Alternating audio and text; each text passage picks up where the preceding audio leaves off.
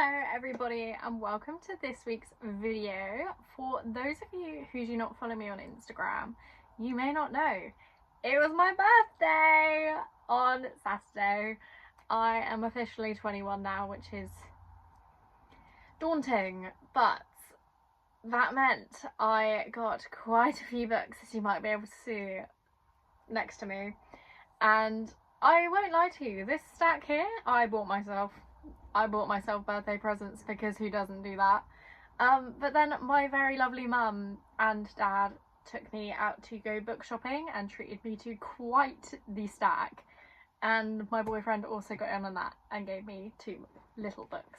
So I thought I would do a book haul, and I think this will either be at the end of this video, depending on how much I talk in this one, or potentially next week or the week after. I got a lot of Jellycats as well, so I'm thinking I will do a Jellycat collection, if that's what people want to see, because I have a lot now, and I think I'm going to stop buying them now because I have so many that I do not have any space to put them. So keep an eye out for that, because I think it's going to end up being a separate video, there's so many. But for now, let's talk about the books that I got for my birthday. I will start with the ones my boyfriend got me because they are so sweet of him.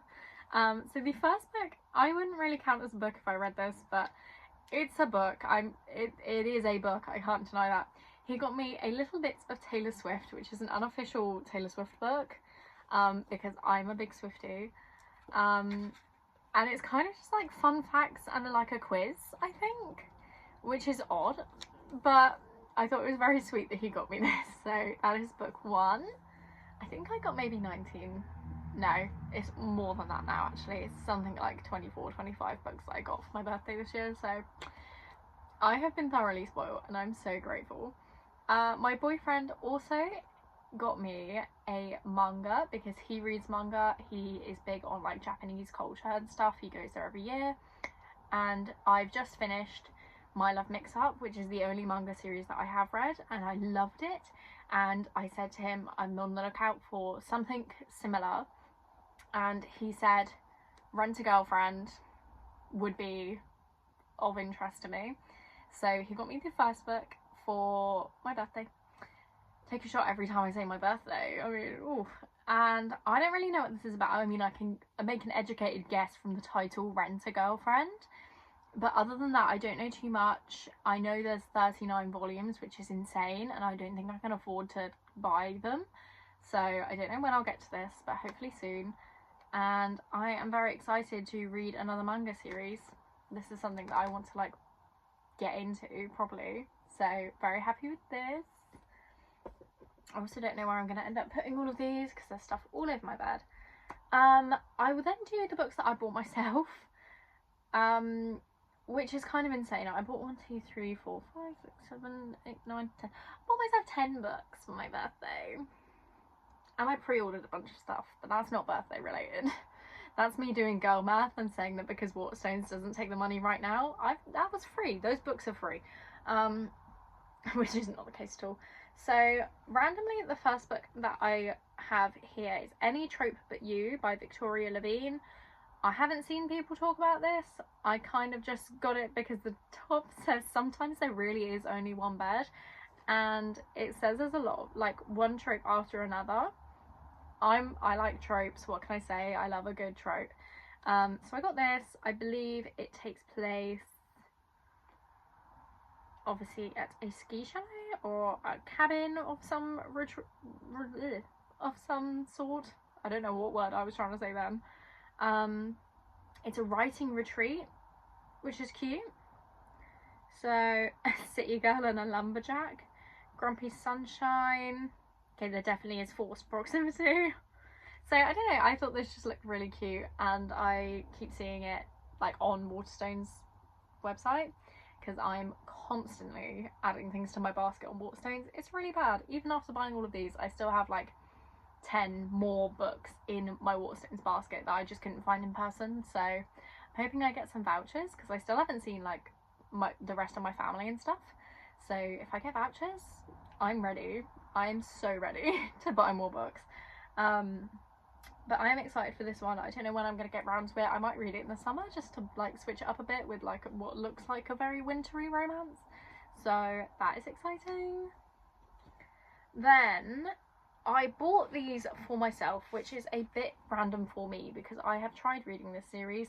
I DNF'd one of the books and then I got rid of the whole series because I used to own them all in these gorgeous hardbacks.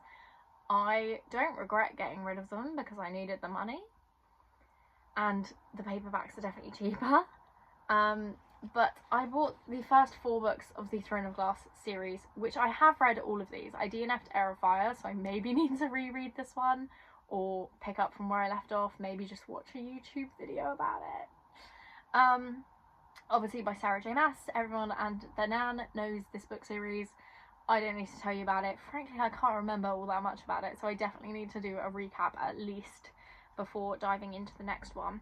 But the reason I suddenly rebought these books is because I was gifted by someone.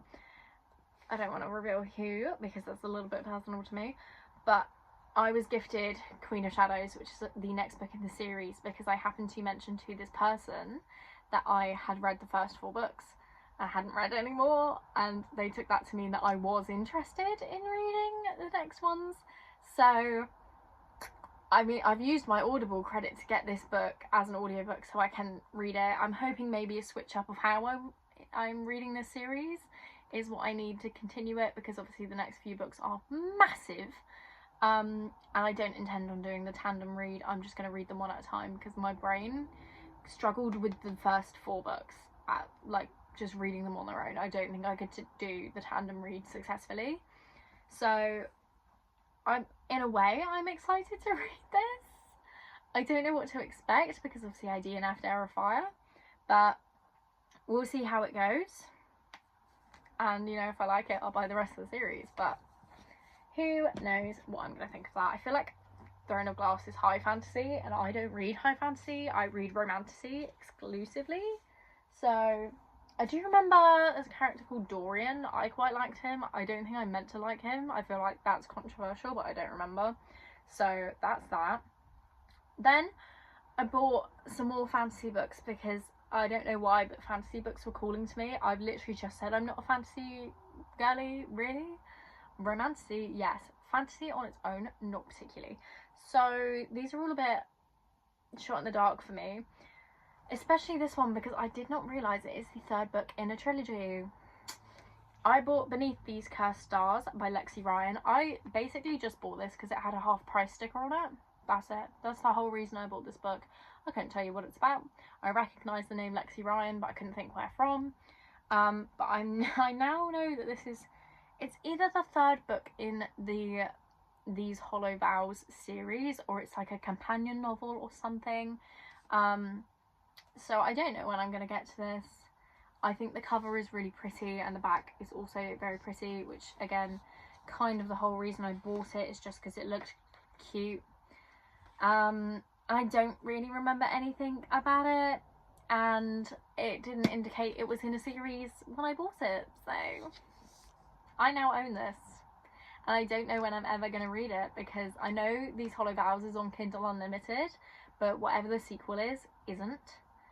And they're quite expensive to buy online in this style of hardback. And I don't want 2 paperbacks and a hardback. That would give me the ick for the series in general, if that makes sense. I hope that makes sense. But I have this. I do want to read it. I don't know if I do need to read the first 2 books. If I don't, maybe I'll read it on its own. Maybe I will. But if you guys know, let me know, because I don't know anything about this series. I don't know what I need to read and what I don't. So that is that one. And 2 more fantasies I bought a bit on a whim. I realised recently I'm not in the middle of that many series, so I was like, fuck it, I'm gonna buy a bunch of first books in a series and see where it takes me, which is how I ended up with these 2. I bought Spark of the Everflame by Penn Cole. Again, I've seen a lot of booktubers read this, and like I'm on a Discord server for Ellen Catherine's YouTube and obviously all the girlies in there. I want to say this was a book club pick for them at one point, so I think they enjoyed it. Hopefully they did. This is a bit of a weird one for me to have bought because I know it's on Kindle Unlimited. I didn't need to buy a physical copy, but my brain goes, if I've bought it physically, I need to prioritise reading it. Girl, if that's what I was doing, then I would not be buying books. I would be reading my physical TBR, which is now definitely well over 100. So again, if you want to see an updated physical TBR, let me know, because I have a lot of books now. But I am excited about this one. I'm kind of getting the pull to pick it up because it's on Kindle Unlimited and I love reading on my Kindle. But equally, I have a lot of other books that I need to get to first because I've had them for a lot longer. Like, I literally bought this yesterday and I'm like, yeah, I'm going to read it right now. I don't think I am. I'm in the middle of 2 books already as well, just to add to that. But I bought this, I'm excited to read it. I don't know how many books are in this series either, so that should be an interesting thing to find out. Then, a bit on a whim, because I don't think I'm going to enjoy this book, but I have the curiosity because of everyone else that has enjoyed this book. I bought Emily Wilde's Encyclopedia of Fairies. I think a cozy fantasy is going to be really boring for me personally to read. I need a book where there's at least something going on. But then everyone has loved this book, and the girl at the till in Waterstones when I was buying it was like, oh, I loved this book. So now I'm like, oh, I'm gonna feel so bad if I don't like it. But I think I'll get around to this one fairly soonish as well, because I want to do a video where I'm starting series, because everybody does finishing series. I need to start some because I'm literally in the middle of maybe 3 series, and they're not even real series. They're like interconnected standalone romances. That's it. That's literally. So probably gonna get to this soon because I need to start some series, and this seems like a good one to start with. Then, oh, I want to leave the best for last, but I need to talk about it now. I went to Spain last week with my boyfriend, and we went into some bookshops just on a whim. Maybe they had some English books. There were a few English books, but a lot of them I already had, and obviously flying, I only had limited space in my suitcase for more books. So I only bought 1 book on holiday, which is very good for me because I go to Jersey a lot. That's like my place that I go to with my family. And when I'm there, I'm fucking feral. I think last time I went, which was 2019, I took 6 books with me, and then I read them all so quickly. I was only there for 7 days, bear in mind, and I read 6 books in time to then go out, buy more books, and read all of them.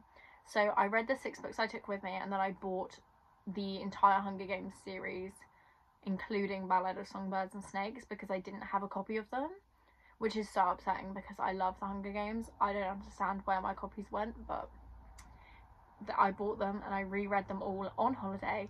So in 7 days on that holiday, I read 10 books. That's insane. And on this holiday, we were there for, I think, 5 days, and I read 1 book. So, duality of a reader, ladies and gents. But anyway, that was a massive tangent. We went into this bookshop and I was just like browsing, because obviously some countries have different covers for different books, and I was like, oh, these are so cute, such nice covers. I wish I could read Spanish so I could validate buying these books that I've seen that aren't translated into English anywhere. And then I turned around and my brain is tuned in to see anything pink, and then I'll just hone in on it. And I'm so glad my brain does that, because look at this edition of Fearless I found. It's stunning. Like, close up for anyone interested. This is gorgeous. It is obviously in Spanish, so I cannot read this version, which is upsetting because there is a bonus chapter, and I don't know if it's the same as the bonus chapter in my special edition English version. So I bought this. It's huge as well. I swear Fearless is not this big. With pink sprayed edges. The spine is stunning. I wish I could find the other 2 books in the series in this cover, but obviously this is a special edition upon release, so I couldn't. And if I wasn't sold on buying it before, bearing in mind this was, once you like exchange rate euros into pounds, I don't know what the term I need to use there is, this was only like £20. That's a bargain. That is a bargain. But if it wasn't sold before, I certainly was when I opened it up and saw the artwork. It's stunning. And then open the back. Different artwork, babe. Different artwork. I want this as a poster for my bedroom. I want this framed and on my wall. That's how much I love this artwork. So this is probably my favourite book I bought as a birthday present to myself. It's gorgeous. I was so incredibly happy when I bought this. My poor boyfriend then had to listen to me ramble on about the Powerless trilogy for the rest of the day. So I love this. I'm so happy with it, and I have no idea where I'm going to display it because I'm running out of space on my shelves. And as fun as it is having an entire shelf dedicated to the Powerless trilogy, it's not very efficient space-wise. Like, I've got all of the books in hardback normally. I've got this, that's then 5 books, and I've got them in paperback, which is only 3 books at the moment. So I have an entire shelf in my room dedicated to 8 books. That's ridiculous. That's not efficient at all. So I need to find a new place to put my Powerless special editions because I can't not have them on display. They're all stunning. So this made me very happy. Then finally moving on to the books that primarily my mum, I will say, she was the card holder in question for this trip, and then my lovely dad carried them all around for me all day. So I really got away scot-free. This was all bought on my actual birthday as well. So I visited the Works and Waterstones. So some of these are from the Works, some of these are from Waterstones. I don't really remember which was which, and I don't remember how much anything cost. So we're just gonna pull random ones off and see what happens. So I got Double Apex by Josie Juniper. I believe this is okay, it is. It's a Formula 1 romance with a female race engineer, which I think is quite unique. Like, correct me if I'm wrong. And I think an F1 driver, I would assume. I'm a big F1 girly. I got into that through my boyfriend. So we watch it together and we talk about it. I personally, and people are going to hate me for this, I am a Max Verstappen fan. I think he's incredible. And, you know, underdog, I like Kimi Antonelli. I want him to win a Grand Prix. That would make my day. And, you know, I like Lando and Oscar Piastri as well. So that's kind of my mix. And George Russell, I just like as a person. I just think he's a cutie pie. And Daniel Ricciardo is my actual all-time favourite driver. And I was so upset when he got booted. So upset. I wasn't even an F1 fan when it happened. And then after I got into F1 and realised what had happened, I was like, oh, that's devastating. So Daniel Ricciardo, if you see this, please go back to F1. I would like to see you racing again, please. That again was a massive tangent. Can you tell I'm in a good mood? Because I'm just so chatty. But I got this, and it's blurbed by Abby Jimenez, which I have recently got into her writing as well. Say You'll Remember Me, her new release, I gave a 4.75, so quite high regarded. And I just think this is great. I'm surprised Ali Hazelwood hasn't blurbed this actually, because on the front it says it's a must read for F1 fans and STEM nerds, and I feel like STEM is Ali Hazelwood's ground. Like, that's her territory. But yes, I bought this. I don't know too much about it, just that it's an F1 romance. I definitely want to read this over the summer. My summer TBR is getting longer and longer by the second, so very excited about this. And I actually pre-ordered another F1 romance. I think it's called Slipstream. I can't remember who it's by, and it comes out this month. So maybe I'll do another F1 romance reading series video, because that's like one of the first videos I ever did, and it was not very successful. I didn't like 2 of the books I read, and one of them I gave a 5-star, I think. So very excited to see which category this falls into, because having now read the Dirty Heirs series by Lauren Asher, I did not like that series, and I can't tell if it's because I found the F1 romance side of it very cringe, or if it was Lauren Asher's writing, because I haven't read anything else by Lauren Asher. So I'm kind of hoping it was the writing and not the content, because I really want to be into F1 romances. I really want to. Moving on, obviously we are coming up to Pride Month, and for anyone who does not know, I am an out and proud bisexual girly. She says, with her classic bisexual girly boyfriend, who is a tall, fluffy haired gamer. I'm nothing if not stereotypical. But I wanted to get some more LGBT plus romances to read in Pride Month, and so I thought this one looked so cute. It is Dream On Ramona Riley by Ashley Herring Blake. I have not read anything by this author before. I know she's very like, it's like Iris Kelly doesn't date and those books. I just wasn't interested in them. But this one looks so cute. Like, first of all, the cover is stunning. And then the back says, worlds collide when a Hollywood wild child falls for a small town waitress. I love a one of them is famous trope as well. So I think this looks really cute and I cannot wait to read this. I might pick this up this month just because I'm that intrigued by it. So that's that. I feel like my books are going to fall over in a minute. Then very randomly I ended up watching like a 40-minute long video of an author's journey to getting published, and just through watching that video I was like, okay, I need to pick up her book now. I need to know what it is. So I think this is like a genuinely quite well-known YouTuber, but I just never heard of her. So I got Voice of the Ocean by Kelsey Impeche. I have no idea how to pronounce that. I will just show you. But first of all, cover, gorgeous girl. And then watching her write this and get published, it was just so heartwarming that I just wanted to support her. So I have this book now. I believe it's following a Siren Queen. And that's kind of all I know. I'm not very helpful when it comes to talking about these books. I'm so sorry. I think it's romantasy. I'd be surprised if it's not.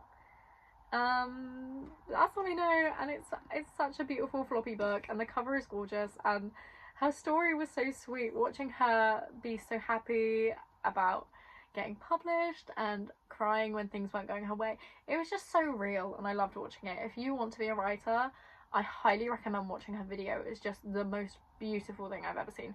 So I bought this, or my mum bought this for me. Then again, I made a boo-boo here because I bought a book I didn't know was part of the series, so I now need to buy the first book in the series. I got The Dark That Hides Us by Andy Darcy Theo, and I did buy this entirely because it had a sprayed edge, although not the top and bottom, which I think is really bizarre. This is the second book in a, I don't know if it's a series or just a duology. The first book is called The Light That Blinds Us, and I am on the lookout for it now, but I can't find it anywhere.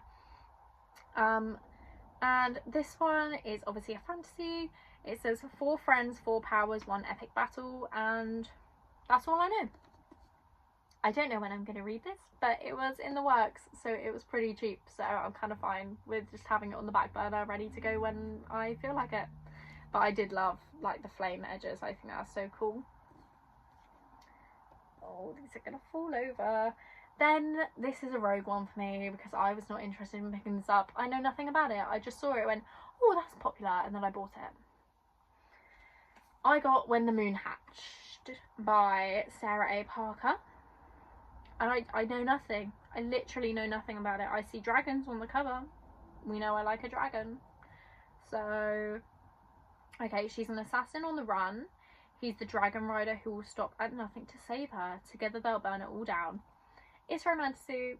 It's pretty thick, which is not really my thing, but I'm interested. People seem to really like it, and I'm curious to know why. I'd love to know this. This is one thing though. I say that, and if I go back on this word now, then at least there's a record that I initially said this. Another very popular romantasy that people are reading is Quicksilver by, I think it's Callie Hart. I don't want to read that at all. So if you see me reading it, please remind me of me saying this in a video. I'm not interested. I don't think I'm ever going to pick that one up. I don't know why. I think it's the main guy called like Kingfisher or something. It's like a ridiculous name that I'm not interested in. So hopefully this book is good, because despite having seen so many people read this and like it, I can't remember a single thing about it. So I hope I like it. Also, I hope I stay in my fantasy era long enough to read all these books, otherwise this was incredibly silly of me to buy all of these. I will continue the fantasy train for a little bit because then the rest are all romances. I got the Lightlark duology from Alex Aster. Again, I don't know if this is going to be an actual series or if this is it for these books. I kind of hope this is it. I love a duology. I don't have the brain span to read these big series. That's why I stopped with Throne of Glass, because there were just too many and too long. This is good for me. Slightly smaller fantasy duo. That's all I need. But obviously this is Lightlark and Nightbane. I bought these because Hayley Pham was reading them and loved them. That is entirely the reason. I don't know anything about them, actually. Or do I? I think I maybe watched Sarah Caroli read these as well.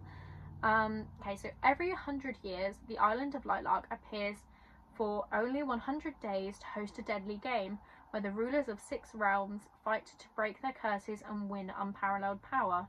Each ruler has something to hide, each curse is uniquely wicked. To break them and save themselves and their realms, one ruler must die. I love a trial.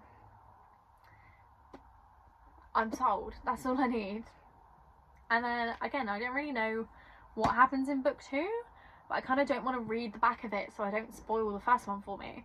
So I think I will get to these fairly soonish as well, because I'm just like, whilst they're fresh in my mind, I need to jump on them, is the sort of vibe I have with all books that I ever buy. So I'm very excited for these two. Oh, sorry if you can hear the siren going past my house. I live right next to a main road. I'm literally outside my bedroom window. There is not a second of silence ever. So I'm sure it's been in the back of my videos sometimes. Maybe you can't hear it, maybe you can. But just in case, that is what that was. Where to go next? Okay, this is another rogue one for me because I've not read a book by this author and I already own 2 of them. So I definitely didn't need a third one. But when I saw the cover, I wanted it. It is so cute. So this is Cover Story by, I think it's pronounced Barry McFarlane. I'm not convinced, but that's how I think it's said. And it says, 2 office rivals, 1 secret mission. Now all they need is the perfect cover story. It is, I think, 2 writers. They are obviously rivals. It's set in Manchester, which is... I don't think I've ever read a book set in Manchester, so I don't know what to expect with that. There's a podcast involved. Maybe I should have read the back of this before I picked it up. 2 rivals, 1 fake romance, the headline writes itself. And it's blurbed by Emily Henry. Sign me up. I love Emily Henry. I trust her with my life. So I bought this. Hopefully it's good. Again, I haven't seen anyone read this yet. I feel like this is one that people would have been picking up and hyping up. So interested to see what people think of this one. I then also got The Pairing by Casey McQuiston, again with gorgeous sprayed edges from the works. I think, again, it might have been Ellen Catherine that read this. Ellen reads stuff and likes it, and my brain goes, well, you need to own it now. Like, again, Emily Henry I trust. Ellen, I trust more than anyone. When it comes to books, Ellen knows what's up. So if you haven't watched her videos, she's incredible and just the loveliest person. So this is again another queer romance to add to my shelf. It says, Theo and Kit have been childhood best friends, crushes, lovers, and after a brutal breakup 4 years ago, estranged exes. It's not until they're trapped aboard a tour bus that Theo and Kit realise they've accidentally booked the same European food and wine tour, and now they're stuck with each other for 3 weeks of the most romantic sights and sensuous flavours of France, Spain and Italy. This is so summer. This is so summer. I can't wait to pick this up. And the only other Casey McQuiston book I've read is Red, White and Royal Blue. 5 stars. 5 stars, babe. So I've got that, and then in my basket on Waterstones I have One Last Stop because I also want to read that one. That one is the most interesting to me of all of her books so far. That's the one that I had it saved in my Amazon wish list when I first got into reading, and then for some reason never bought it. It's now sat in my Waterstones basket. When am I going to read this book? Who knows? But it is up there on my list of books to buy, and I just never buy it, and I don't know why.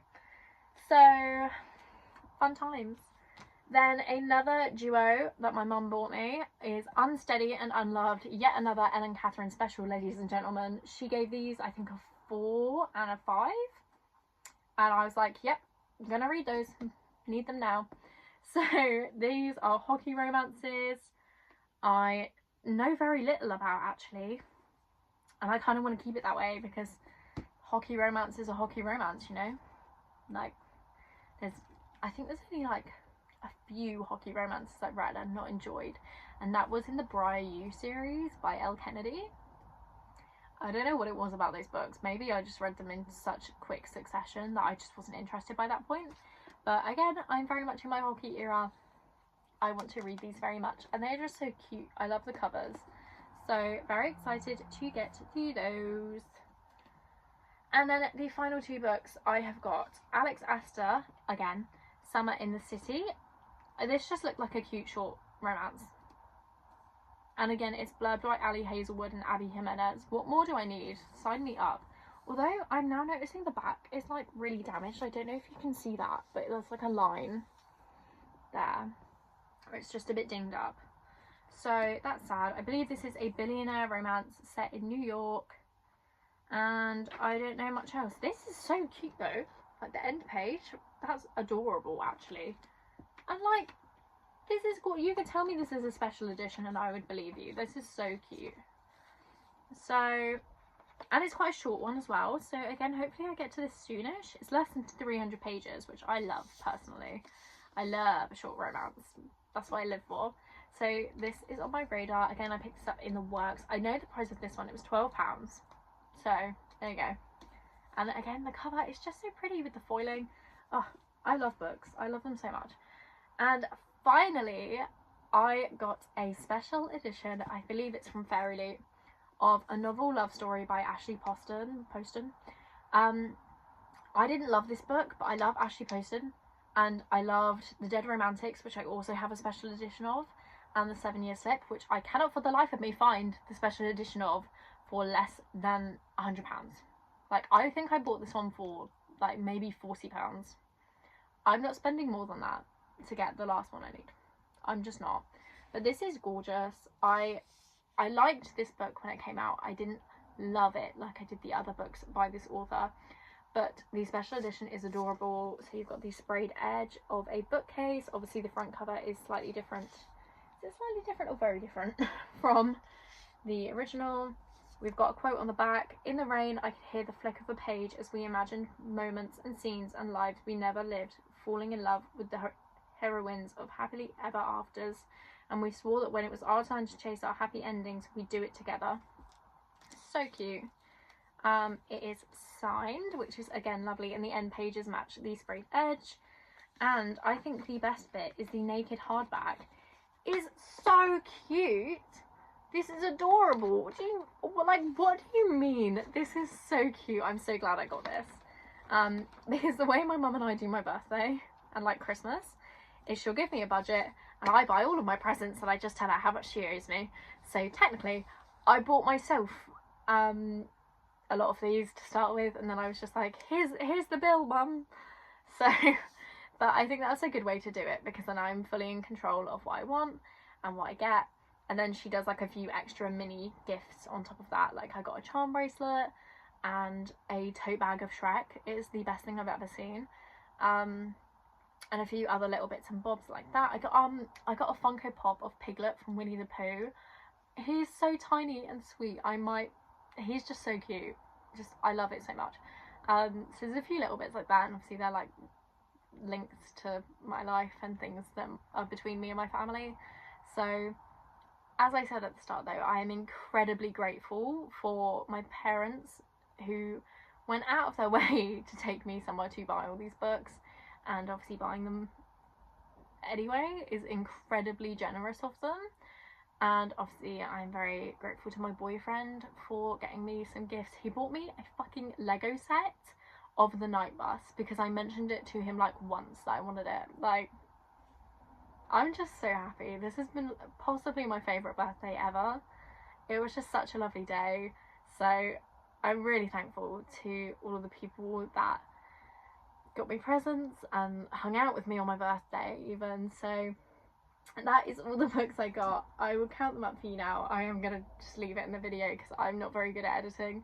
But I got 1, 2, 3, 4, 5, 6, 7, 8, 9, 10, 11, 12, 13, 14, 15, 16, 17, 18, 19, 20, 21, 22, 23, 24, and I think technically 25, including the little Taylor Swift book. So I'm so chuffed with this. This has been the best birthday ever. And I don't really know how to end this video, so I'm just gonna do my outro and hope for the best. If you have enjoyed this video, please like, subscribe, comment anything you would like to see me read, especially out of this stack now. Here's a good like TBR for you to pick from and ask me to read from. I'm also over on Instagram. It is Amy's Always Reading with little full stops between each word. I don't think I'm on anything else. I think it's just Instagram and YouTube. So, but I love hearing from you guys, and I very much appreciate all your comments and likes and everything. Any interaction is always very much appreciated and makes my day. So on that note, I hope you have enjoyed, and I will see you next week with another video. Bye!